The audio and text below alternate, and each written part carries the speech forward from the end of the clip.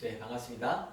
지난 시간에 이어서 계속해서 글의 구상에 대해서 어, 설명하도록 하겠습니다. 지난 시간에 시간의 어떤 전개적인 구상에 있어서 시간적인 구상과 공간적인 구상에 대해서 했었는데 이제는 단계식 구상에 대해서 논리적 구상에 대해서 한번 설명을 드리려고 합니다. 자, 이럴 때는 이런 구상은 언제 필요하냐면은 논리적인 주장을 펼 때, 예를 들어서 여러분이 논문을 쓸 때라든지 이런 것들은 논리적인 주장이 필요한 거죠. 그래서 사실에 대한 논리적인 설명, 실험 결과에 대한 현상에 대한 논리적인 설명을 할 때 이러한 논리적인 단계식 구상이 필요하다. 또한 결과를 기술하기 전에 원인에 대해서 먼저 기술하는 그러한 방식입니다. 이거는. 그래서 먼저 단계적으로 원인에 대해서 설명을 했고 그러므로 해가지고 결과를 이끌어내는 또는 우리가 이런 예로서 3단 구상이라고 아까 말씀드렸는데 서론, 본론, 결론 또는 제가 아까 말씀드린 기성정렬 즉 도입과 전개와 여기 성이 빠졌는데 전개 그 다음에 정리, 결론 그래서 우리가 짧은 보고서라든지 논문을 쓸 적에 항상 이러한 단계식 구상을 한다고 말씀을 드렸습니다. 그 다음에 그러다 보니까 문장이 비교적 단조롭습니다. 이것들은 어떤 감정을 이입한다든지 뭐 이런 문제가 아니라 논리적으로 그냥 기술하는 그런 글이다 보니까 그러나 좋은 점은 주제를 빨리 그리고 간결하게 전달할 수 있습니다. 그래서 여러분들이 어떠한 내용 성격의 글을 쓸 것이냐에 따라서 어떤 구상을 가지고 와야 되겠는가 계속해서 배워나가면 좋을 것 같습니다.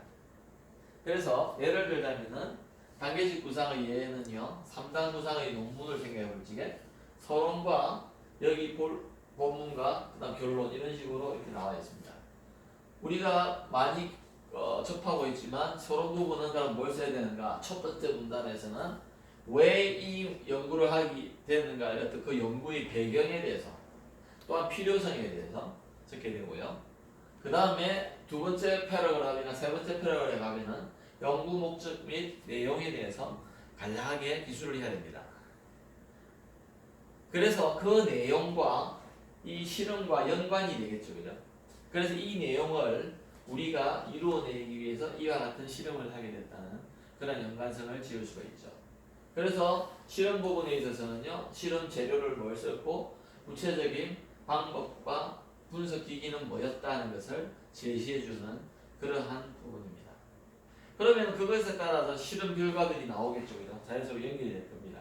그래서 실험 결과 및 고찰을 통해서 실험 데이터에 대한 분석과 그 다음에 어떤 내용들, 그 다음에 현상에 대한 해석들 이런 것들이 구체적으로 기술이 돼야 되겠죠.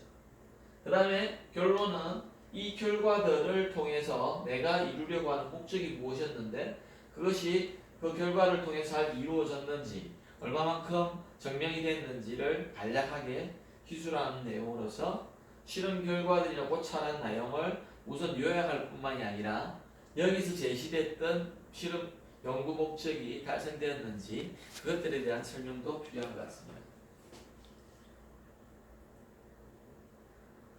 그 다음에 살펴볼 구상의 종류로 포괄식 구상이라는 게 있습니다. 이것은 뭐냐면은 문장의 결론을 그 다음에 주제문을 두는 방식에 따라서 우리가 이걸 구분하는데요. 그래서 크게 이 세 가지를 한번 보십시다. 이 주제문이 어디 있느냐, 저 결론이 어디 있느냐, 두 가지. 당연히 여기 보니까 머리 숫자가 나오니까 맨 앞에 결론을 제시해 두고 그 다음 그를 전개를 해나가는 것. 그 다음에 미괄식이 있는데요. 꼬리 밑자를 써서 맨 뒤에 결론을 제시하면서 논설문이나 어떤 평론 같은 것들은 글을 써놓고 그것들을 잘 요약을 하면서 마지막에 이와 같이 결론을 제시합니다. 또한 쌍괄식이라는 게 있는데요. 많은 글들이 이것들을 택하는 글들도 있는데 결론을 제일 첫 번째와 마지막에 다시 제시하는 거, 강조하면서 제시하는 거. 그래서 도입 부분에 먼저 주제를 제시합니다. 그리고 전개해가면서 설명을 논정을 하고 마지막에 다시 그 주제를 다시 강조하면서 또 제시를 하게 되죠.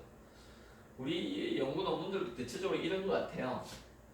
그래서 아까 말씀드렸듯이 포괄식의 어떤 그런 한 부분일 수도 있다.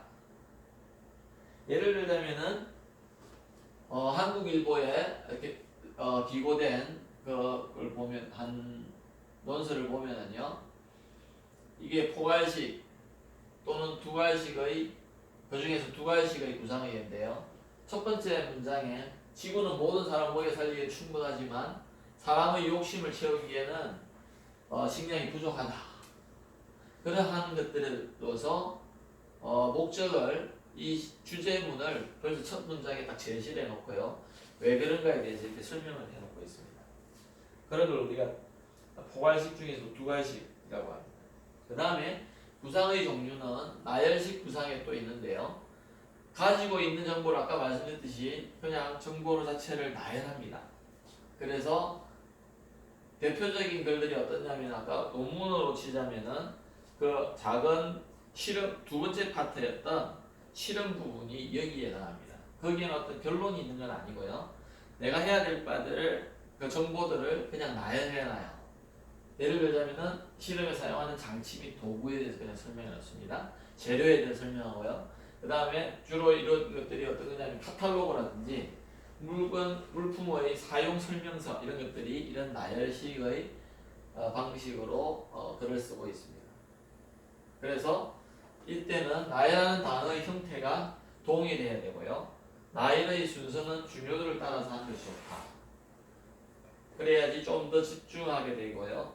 그 다음에 뭔가가 모아지는 그런 형태의 글이 될 수도 있습니다. 그래서 대표적인 게 우리가 실험 보고서를 쓸 적에 실험 방법에 해당하는 이 나열식 구상이라는 것을 알아두면 좋겠습니다. 그래서 여기 바로 보니까 예로 보니까는 이런 우리가 이제 이게 아마 여러분들이 했던 실험 중에 한 개일 것 같아요. 대학교 1학년 1학기 때 기초물리학 실험 1에서 우리가 이 실험을 합니다. 운동량 보존과 에너지 보존의 법칙을 다 설명할 적에 이러한 어떤 펜들럼, 그러니까 진자 운동을 가지고 이렇게 했는데요. 여기 진자의 진동 실험이라고 적어놨다, 그죠? 그래서 그림 1과 같이 외팔고와 이 외팔고와 충격 진자 여기 있죠. 그 다음에 힘 변환기, 가속도계, 신호등 토끼 뭐 이런 것들이 쭉쭉 나와 있다. 그래서 여기 보면은 AD 컨버터가 있고, 그죠? 그 다음에 전폭기, 신호전폭기가 있고요. 개인용 컴퓨터. 그래서 이렇게 나열식으로 그냥 쭉 설명을 해놨습니다. 이런 것들이 우리 나열식 구상입니다. 친숙하죠, 그죠? 여러분들하고. 그 다음에 아까 말씀드린 정청식 구상이 있는데요. 중요성이 덜한 것부터 더한 것, 그러니까 중요한 것으로 이렇게 점점 나아가는 그런 방법이다. 뭐 주로 문학 작품들이 대부분의 문학 작품들이 이 정청식 방법을 씁니다. 아니면 우리가 주로 보는 영화와 연극의 시나리오도 이런 방식으로 쓰여져 있죠. 그래서 중요시되거나 강조되는 부분, 즉 클라이막스라고 그러거든요. 그런 것들을 맨 끝에 두므로서 관객들이나 독자들로 하여금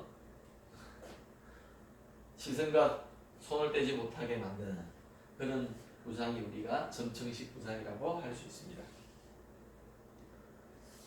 그 다음에요, 이게 참 중요한데 글의 구상에 있어서 아웃라인을 큰 그림, 그러니까 우리가 큰 테두리를 작성할 줄 알아야 됩니다.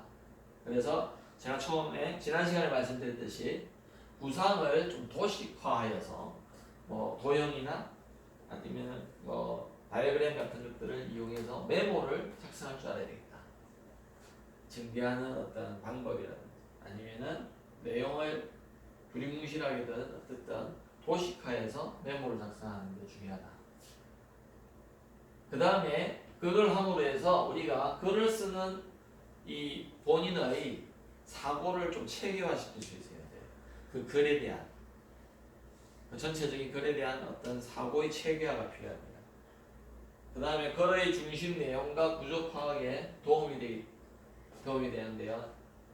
이게 제대로 되어 있어야지 독자들이 이 글을 읽을 때 중심 내용이나 구조를 파악하는데 굉장히 용이해집니다. 글 쓰는 이가 그게 정리가 되어 있지 않다면요, 독자도 그게 정리가 안 돼요. 그래서 여러분들이 제가 같은 경우는 여러분들의 과제들을 아니면은 학회 참석 후기라든지 아니면 어떤 센터를 방문하고 후기를 적어 내라 그러면요 체계화가 안 돼 있는 경우에 정말로 제가 읽으면서 뭘 표현하려고 하는지를 파악하는 데 굉장히 어려울 때가 많습니다. 그래서 여러분들이 이런 훈련이 필요하다. 그래서 문제의 단계와 논점의 크고 작은, 즉 문제를 다뤄야 되는 이 단계, 심각성과 그런 것들의 논점의 우리가 논하려고 하는 그러한 주제들의 크고 작은 그 단계에 따라 관계에 따라서 첫머리에 부호나 숫자로 구분하는 그런 훈련들이 좀 필요한 것 같습니다. 이것들이 여기에 속하는지 아니면 어느 게 더 큰 건지 이것들을 표기해 놓는 그런 훈련들이 전체적인 글쓰기를 체계화하는 데 굉장히 도움이 됩니다. 그래서 이런 식이라는 거죠. 예를 들어서 아웃라인은 뭐냐면은 이 대문자 알파벳 1, 2 이렇게 큰 주제를 쓰고요. 그 안에 내가 A 아니면은 뭐 1로 1을 쓰고요. 우리 같은 1 동그라미 쓴다든지 그렇게도 할 수 있고요. 그런 아니면 1 중괄호 대괄호를 한다든지 그런 식으로 해서 한 줄 정도로서 이렇게 아웃라인을 잡아놓는 게 굉장히 중요합니다. 그래서 이 예를 들어서 A와 B가 던질 수 있을 만한 그런 주제들이 돼야 되고요. 요 1, 2는 그런 소주제가 또 돼야 되고요. 여기는 어떤 내용들이 들어가야 되겠죠. 그죠? 그런 식으로 해서 크게 잡는 훈련들이 필요합니다. 이것들은 아웃라인들이. 제가 예를 들어서 박사학위 논문을 쓸 적에 제일 길게 쓴 뭐 글이겠죠. 그죠? 150페이지 이상을 영어로 썼으니까 그런 것들을 쓸 적에 당연히 한 달 넘게 이런 것들에 대해서 픽스하는데 이 내용 전체를 픽스하는데 한 달 넘게 걸리더라고요. 그럼 물론 이러한 내용들을 채워가는 글을 쓰면서 이런 것들을 다시 또 수정을 하고 그렇지만은 이런 배열들을 완벽히 정하는데도 한 달 넘게 걸리더라고요. 물론 제가 논문을 쓰는 데만 한 9개월이 걸렸습니다. 그렇다고 볼 적에 뭐 한 달은 긴 시간이 아닐 수 있지만 아웃라인을 잡는데도 그만한 노력이 필요하다는 거예요. 그래서 예를 들자면 빨리 한번 지나가 볼게요. 이건 예니까 제재에 대해서 술에 대해서 한번 써보는데 주제문을 어떻게 잡느냐 보십시다. 술은 기억력을 감퇴시키고 시간을 빼앗으며 질병에 아주 의학적이고 생리학적인 이런 측면에 대해서 글을 쓰는 거예요. 그죠? 뭐 술에 대해서 여러 종류의 글을 쓸 수 있잖아요. 그죠? 그런데 그래서 서론 이렇게 써놓고 자 이게 아웃라인입니다. 서론 뭐에 대해서 쓸 건지 술에 대해서 그 다음에 이 술의 유의한 점 정신적인 면과 생활적인 면에 대해서 그 다음에 정신적인 면에 대해서는 좀 작은 주제로서 의지 박약자의 도구화가 될 수 있다. 잘 나갈 수 있다. 또 기억력의 감퇴를 가지고 그런 유의한 점이 있다. 이런 걸 가지고 문단들을 형성할 거다. 생활면에 있어서는요. 유의한 걸 보다 보니까 시간 낭비, 술 마시는 시간이고 술자리 한번 하면 서너 시간 든다. 근데 그게 뭐 일주일에 몇 번이다 이런 식의 시간 낭비적이죠. 그 다음에 주벽이 발생할 수 있다. 자기의 어떤 그게 컨트롤이 안 되니까 그죠. 그 다음에 그 결론은 이런 식으로 우리가 아웃라인을 대해 볼 수 있다.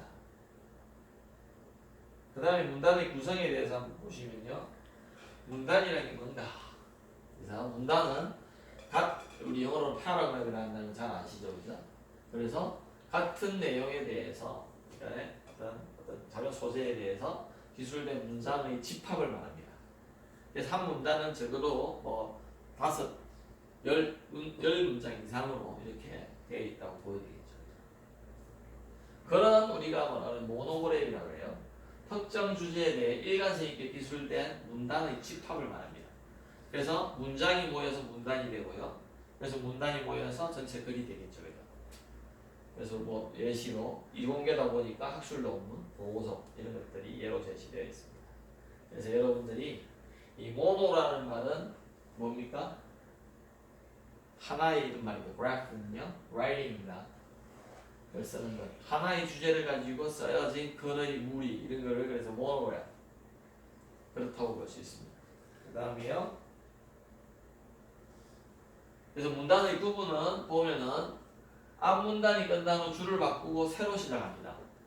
주제가 한 주제가 소주제 끝났기 때문에 그래서 새 문단의 첫 문장은 또 들여쓰기를 해서 문단이 새롭게 시작된다는 것을 표현을 해놓죠. 그 다음 문장의 개수가 많아도 내용이 같으면 대체적으로 나누지 않습니다. 그래서 문단은 그런 의미를 가지고 있다. 그래서 여기에 오늘날 터키를 구성하는 이런 트루프족인데요. 거기에 대해서 이렇게 써놓고 그 다음에 트루프족의 활동 무대 기원과 무대는 다른 어떤 소제목이기 때문에 띄워서 줄을 바꾸어서 들여쓰기를 해가지고 문단이 달라졌다는 것을 이렇게 표현해 줍니다. 그 다음에 문단의 구성에서 문단의 길이는 이야기가 충분히 설명될 수 있는 정도. 좀 막연하다 그죠? 근데 굉장히 너무 길면은 그 이야기가 너무 장하게 되기 때문에 안 모아져요. 그래서 충분히 설명될 수 있는 정도이면 좋겠다. 그 다음 내용, 지명과 글의 목적에 따라서 우리는 결정이 되는데 예를 들어서요. 신문 칼럼 같은 경우는요. 한번 여러분 가서 아티클들을 한번 보십시오. 어떤 경우는 한 문장으로 된 문단도 많이 사용합니다. 대부분이. 들여쓰기가 굉장히 많이 나온다는 말이죠. 그죠? 저도 오늘 아침에 조간신문들 물론 인터넷 텔레비전으로 통해서 봤지만은 대부분이 보면은 지명과 글의 목적에 따라서요. 여러 문단을 사용한다는 걸 알 수 있습니다. 그러나 여러분들이 논문을 보고서를 써보시면 안 돼요. 보고서는요. 그 어떤 내 주제 내용에서 좀 자세히 설명할 것들이 많기 때문에 예를 들자면 실험 부분 같은 경우는요 문단이 한 두세 개밖에 안 나와요. 그 다음에 서론 같은 경우도 문단이 한 많으면 4개 그 정도밖에 안 나옵니다. 서너 개밖에 안 나오죠. 그 다음에 본론에 가서는요 측정마다 다른 측정을 했다면은요 그게 한 문단이 될 수 있는 거죠. 결론도 한 2문단 정도 그 정도로 전개되는 것 같습니다. 그래서 문단의 전개를 한번 보시면요 내용의 분류에 따라서 전개할 수 있고요 내용 간 관계 분석을 하는 게 또 전개에 필요하다. 그러니까 내용의 분류에 있어서는 전달하려는 내용을 나열해 보고요 그것에 따라서 그들을 분류하는 게 있죠. 그 다음에요 내용 간의 관계 분석이 필요하다. 그래서 전달하는 내용 간 논리적인 연결고리를 살피고자 그 전후 및 내포관계를 분석해서 문단을 전개해 나가야 합니다. 그래서 여기 보면은 그게 무슨 말이냐 아까도 우리가 예시를 봤지만 대표 문장과 그것을 그 주제를 지원해주는 그 문장의 내용과 순서를 우리가 결정해야 됩니다. 문장을 이렇게 적어놓고요 이 중에서 대표 문장을 뭐로 꼽을 건가 적어놓고 그것들을 서포트할 수 있는 그런 문장들로 채워가는데 순서도 중요하다. 그래서 진도를 볼 수 있고요. 그 다음 문단의 전개를 그래서 아까 말했듯이 뭐라고 했죠? 대표 문장에는 topic sentence가 필요하고요. 그거에 따라서 지원해주는 supporting sentence의 이러한 구조로 가야 됩니다. 그래서 조금 전에 설명드렸듯이 대표 문장은 문단의 그 전체의 문단의 핵심 내용을 요약한 거다. 그래서 우리가 그 문단의 주제문이라고 하고요. 지원 문장들은 그 근거를 설명하거나 제시해주는 그러한 지원해주는 문제. 예를 들자면 이거 보실까요? 수정 전에 문단의 전개에 있어서 대표 문장과 지원 문장의 구분에 있어서 수정 전에는 이런 문장이었어요. 그런데 수정을 하고 나서는 이렇게 바뀐다. 그래서 여기에 보면 이렇게 되어 있지만 선진국 원자력을 여기에 약간 문장의 중요어들을 여기 합류시켜서 주제문이 더욱더 분명하게 하면 대표 문장을 앞에 두고요. 그 다음에 여기에 지원 문장들을 이렇게 배치해 놨습니다.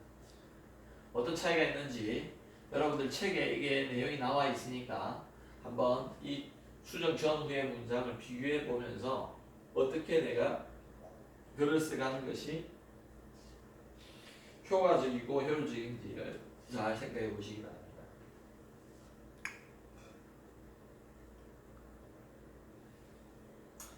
자, 문단의 전개에 있어서 이제 우리가 주의해야 될 내용이 있는데요. 여러분 공부를 하기 위해서 지금 이 과목을 듣지 마시고요. 실제적으로 글쓰기에 내가 어떻게 적용을 하고 도움을 받아야 되는가, 발전이 있어야 되는가를 생각하면서 한번 잘 임해 보시기 바랍니다. 제가 이 강의를 하고 있지만요, 이런 내용에 대해서 배운 적이 별로 없어요. 물론 국어 시간에 많이 배웠겠지만은 고등학교 때. 그렇지만 그것들이 제가 글쓰기에 굉장히 크게 도움이 된 것 같지는 않습니다. 어떤 내용이었던가도 기억이 잘 아직 안 나고요.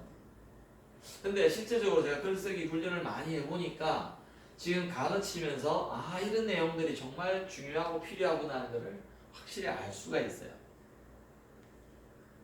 정말로 그렇게 느끼거든요. 그러니까 여러분들 이 과목만큼은 저는 2020 학생이 아니라도 모든 학생에 대해서 사실 필요한 내용들입니다. 그래서 여러분들로 잘 만들어 보시기 바랍니다. 자, 문단을 이제 우리가 한 문단이 모여서 글이 되는데, 문단들이 모여서 이제 글이 되는데, 그 문단을 어떻게 전개할 것인가? 그 문단을 문장들로. 그러면 주의사항을 먼저 한번 봐야 된다. 한 문단은 하나의 내용만을 포함해야 한다. 아까 말씀드렸죠? 그래서 대표문이 있고요, 지원문이 있는데, 그것들이 한 가지 주제, 한 가지 내용만을 좀 깊게 다뤄야 된다. 다른 내용을 넣고 싶다가 문단을 바꿔야 된다는 거죠.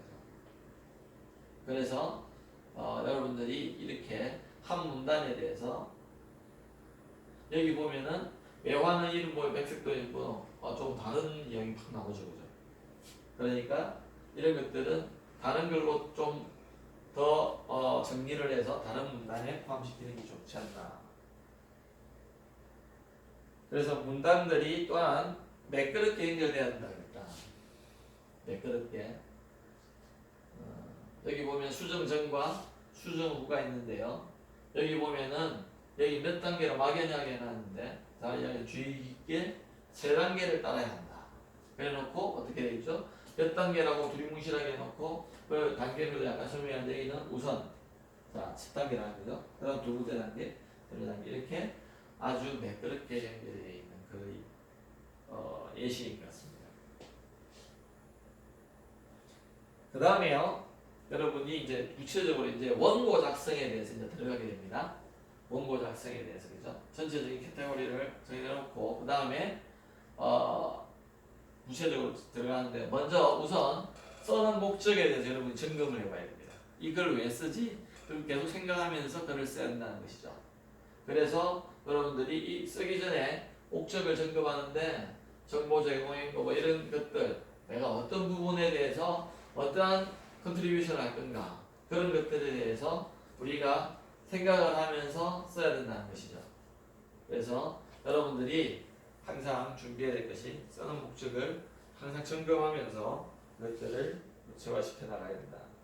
그 다음에요, 쓰는 이유가 아까 뭐라 그랬, 또 다른 이유가 독자들이 있기 때문에. 글은 제가 쓰지만 사실은 읽는 분이 따로 있는 거죠, 그죠? 그래서 독자들의 초점을 맞춰야 됩니다. 우리 요즘 이걸 눈높이라고 표현하기도 하는데요. 그게 얼마나 잘 초점을 맞추냐에 따라서 같은 내용일지라도 내용이라더라도 독자들이 많아질 수가 있고, 또한 감동을 받는 그 깊이가 달라질 수도 있습니다. 그리고 그러니까는 특별히 독자를 위해서 우리가 고려해야 될 사항은 뭐냐? 주로 이거를 접할 사람의 그를 이해한 능력. 유치원 생활을 대상으로 하냐, 대학생을 좀 다르겠죠. 그 다음에 지식 수준. 대학원에 나온 사람을 위해서 논문을 쓸 것이냐, 아니면은 중학교를 졸업한 분들에 대해서 보편적으로 어떤 내용들을 가져갈 것인가. 요즘 코로나19 사태가 아주 진짜 지금 심각한데요. 그것도 지식 수준에 따라서 설명을 할 적에 이해도가 다르기 때문에 아무리 제가 지식 수준을 높여서 설명한다 하더라도 지식 수준이 안 되는 분들은 그 이해도가 떨어지는 거죠. 그 다음에 관심 분야에 따라서 또 우리가 고려해서 원고를 써야 된다. 그렇지 않다면은 관심도나 이런 것들이 커지 떨어져 있는데 아무리 좋은 글을 써도 그 독자가 읽지 않는다면은, 주의 깊게 읽지 않는다면 의미가 없겠죠. 그래서 여러분들이 그런 것들을 생각을 해보고요. 그 다음 시간에는요, 우리가 원고 작성에 있어서 핵심적인 내용을 알 수 있게 하라는 제목으로 이렇게 시작을 할 건데요. 여러분들이 지금 교과서에 이 아주 자세하게 잘 설명이 되어 있습니다. 그래서 이러한 키워드가 되는 핵심 문장 같은 어떤 의의에는 줄을 그으면서 예습을 해오는 것도 도움이 될 것 같습니다. 그럼 다음 시간에 또 진행하도록 하겠습니다. 감사합니다.